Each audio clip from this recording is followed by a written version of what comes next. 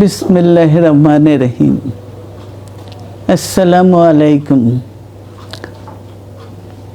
দীর্ঘদিন অসুস্থ থাকার পর আপনাদের সামনে কথা বলতে পারার জন্য আল্লাহর কাছে শুকরিয়া আদায় করছি।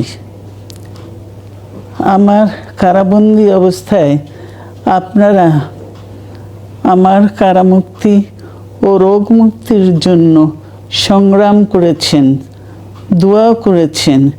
সেজন্য আমি আপনাদের সকলকে ধন্যবাদ জানাচ্ছি। দীর্ঘ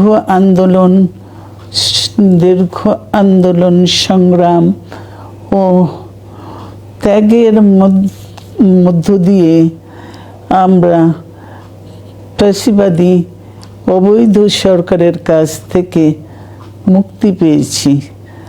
আমি আন্তরিক ধন্যবাদ জানাতে চাই আমাদের বীর সন্তানদের, যারা মরণপণ সংগ্রাম করে এই অসম্ভবকে সম্ভব করেছে।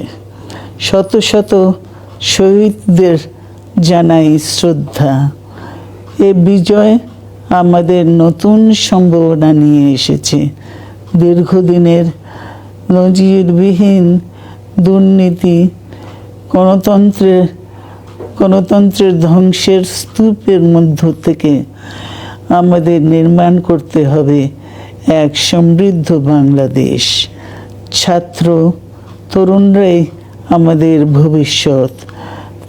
তরুণরা এই যে স্বপ্ন নিয়ে বুকের রক্ত ঢেলে দিয়েছে, সেই স্বপ্ন বাস্তবায়নে করতে মেধা, যোগ্যতা, জ্ঞান ভিত্তিক গণতান্ত্রিক বাংলাদেশ গড়ে তুলতে হবে। শোষণহীন সমৃদ্ধ বাংলাদেশ। সকল ধর্মের গোত্রের অধিকার নিশ্চিত করতে হবে। শান্তি,